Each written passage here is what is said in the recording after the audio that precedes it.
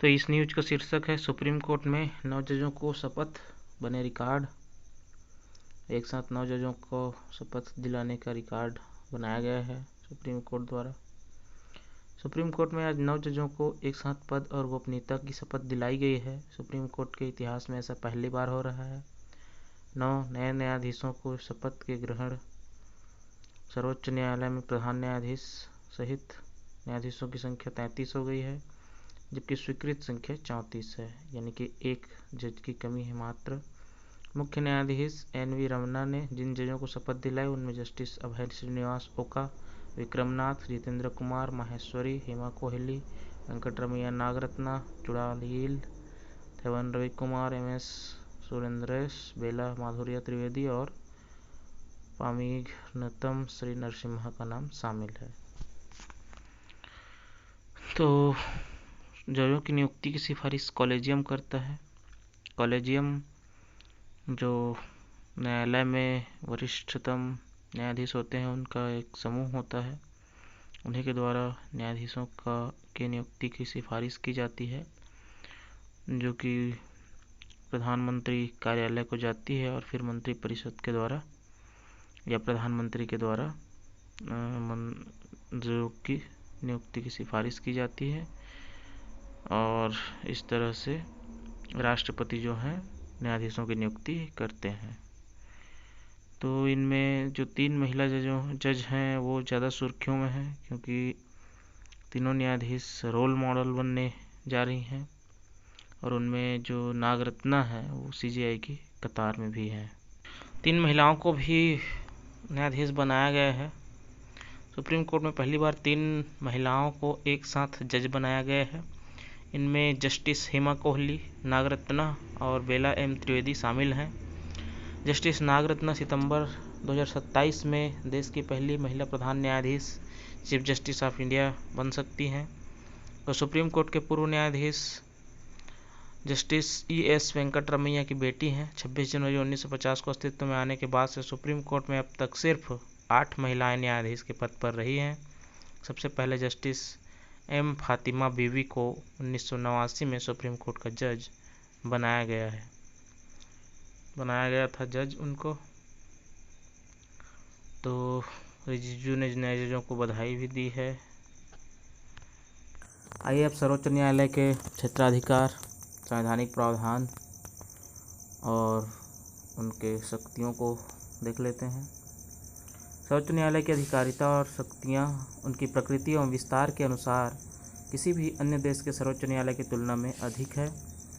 America के सर्वोच्च न्यायालय की तरह यह परिसंघीय न्यायालय मूल अधिकारों का संरक्षण तथा संविधान का अंतिम व्याख्याकार है, जबकि इंग्लैंड के हाउस ऑफ लॉर्ड्स की न्यायिक समिति की तरह देश के सभी और आपराधिक मामलों में अपील का अंतिम न्यायालय भी है। सर्वोच्च न्यायालय के क्षेत्राधिकार और शक्तियों को निम्न रूप में वर्गीकृत किया जा सकता है। सबसे पहले हम समझते हैं मौलिक अथवा आरंभिक क्षेत्राधिकार क्या हैं सर्वोच्च न्यायालय के। तो संविधान के अनुच्छेद 131 के अंतर्गत सर्वोच्च न्यायालय के मौलिक क्षेत्राधिकार का वर्णन किया गया है। ये मौलिक क्षेत्राधिकार ऐसे विवाद से संबंधित है जिसमें विधि का या तथ्य का कोई प्रश्न अंतर्निहित है, जिस पर कोई विधिक अधिकार का अस्तित्व अथवा विस्तार निर्भर करता है। इसके अंतर्गत सर्वोच्च न्यायालय 3 तरह के मामलों की सुनवाई करता है। पहला, भारत सरकार तथा एक या अधिक संघ के राज्यों के बीच के विवाद, यानी कि केंद्र और राज्यों के बीच का जो विवाद रहता है उस पर। एक और भारत सरकार और किसी राज्य या राज्यों एवं दूसरी ओर एक या अधिक अन्य राज्यों के बीच, तो भारत सरकार और राज्य बनाम दूसरे राज्य। और तीसरा परस्पर 2 या अधिक राज्यों के बीच के मामले। तो इस तरह से इसका आरंभिक क्षेत्राधिकार 3 तरह से बताया गया है। अगला हम देखते हैं अपीलीय क्षेत्राधिकार। सर्वोच्च न्यायालय अपील का उच्चतम न्यायालय है, यानी सबसे ऊंचा न्यायालय, तथा उसे उच्च न्यायालयों के निर्णयों के विरुद्ध सुनने का अधिकार प्राप्त है। यानी कि जो निचली अदालतें होती है उसकी अपील हाई कोर्ट्स में होती है और हाई कोर्ट्स की अपील फिर सुप्रीम कोर्ट में। देखते हैं क्या क्या प्रावधान है। अनुच्छेद 132, 133, 134 तथा 136 में सर्वोच्च न्यायालय की अपीलीय अधिकारिता स्पष्ट की गई है। संवैधानिक मामले। अनुच्छेद 132 में उच्च न्यायालय के किसी निर्णय पर, चाहे वह दीवानी, सिविल हो अथवा फौजदारी में से किसी भी कार्यवाही से संबंधित हो, सर्वोच्च न्यायालय में अपील की जा सकती है। दूसरे शब्दों में, यदि किसी उच्च न्यायालय के किसी निर्णय, डिक्री या अंतिम आदेश से कोई ऐसा प्रश्न जुड़ा है जो संविधान से संबद्ध विधि का सारवान प्रश्न है, तो और उच्च न्यायालय इस आशय का प्रमाण देता है, तो सर्वोच्च न्यायालय में अपील की जा सकेगी। दीवानी मामले। संविधान के अनुच्छेद 133 में उच्च न्यायालयों के निर्णयों के विरुद्ध सर्वोच्च न्यायालय में अपील की जा सकती है जब उच्च न्यायालय प्रमाणित कर दें कि उस मामले का संबंध सार्वजनिक महत्व के किसी सारगर्भित कानूनी प्रश्न से है। उस मामले का निर्णय सर्वोच्च न्यायालय में होना आवश्यक है। आपराधिक अथवा फौजदारी मामले।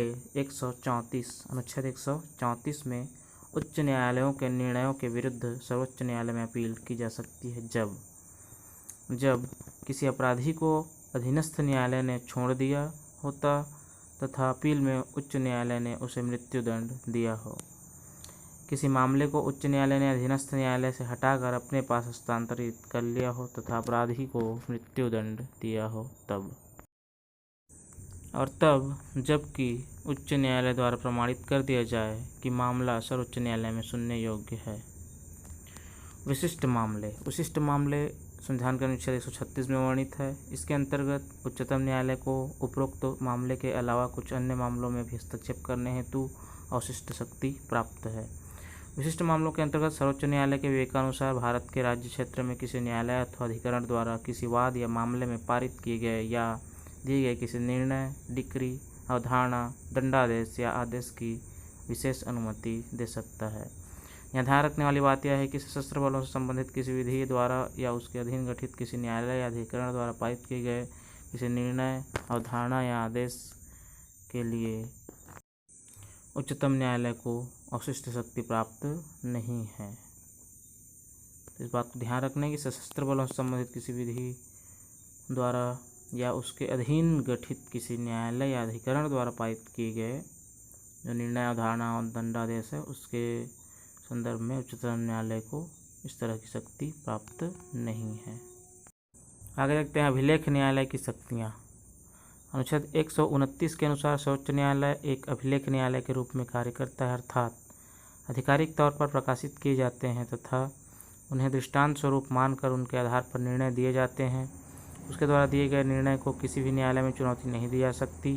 सर्वोच्च न्यायालय को अपनी मानहानि के लिए भी दंडित करने का अधिकार प्राप्त है।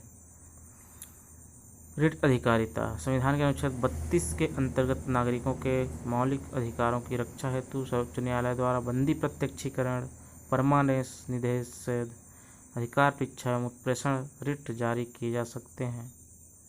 यह रिट अधिकारिता संविधान के मूल ढांचे का हिस्सा है। इसका अर्थ है कि संसद इस शक्ति को तो कम कर सकती है, इस शक्ति को न तो कम कर सकती है और न ही समाप्त कर सकती है। रिट जारी करने की अधिकारिता है जो कि अनुच्छेद 32 के तहत संविधान ने उच्चतम न्यायालय को दिया है।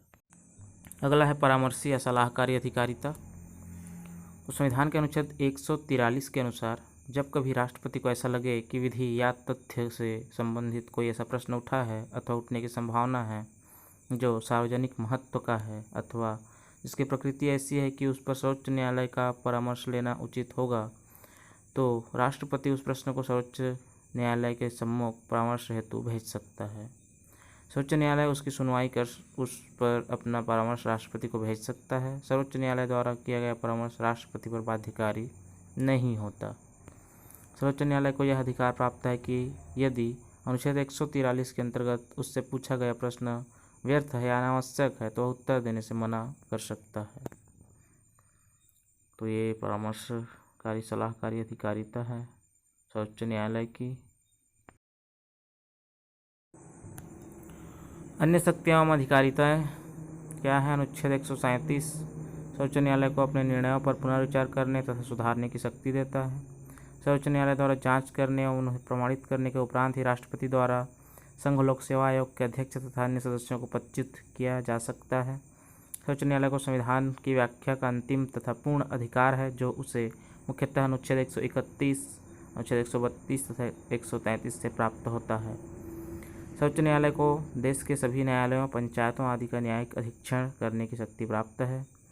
यह उच्च न्यायालयों में लंबित मामलों को मंगवा सकता है और उनका निपटारा कर सकता है तथा एक उच्च न्यायालय से दूसरे में स्थानांतरित भी कर सकता है। राष्ट्रपति तथा उपराष्ट्रपति के निर्वाचन के संबंध में यदि कोई विवाद उत्पन्न होता है तो उसका निपटारा करने की शक्ति सिर्फ और सिर्फ सर्वोच्च न्यायालय के पास ही है। तो इस तरह से हमने देखा सर्वोच्च न्यायालय की शक्तियाँ एवं अधिकारिताएँ।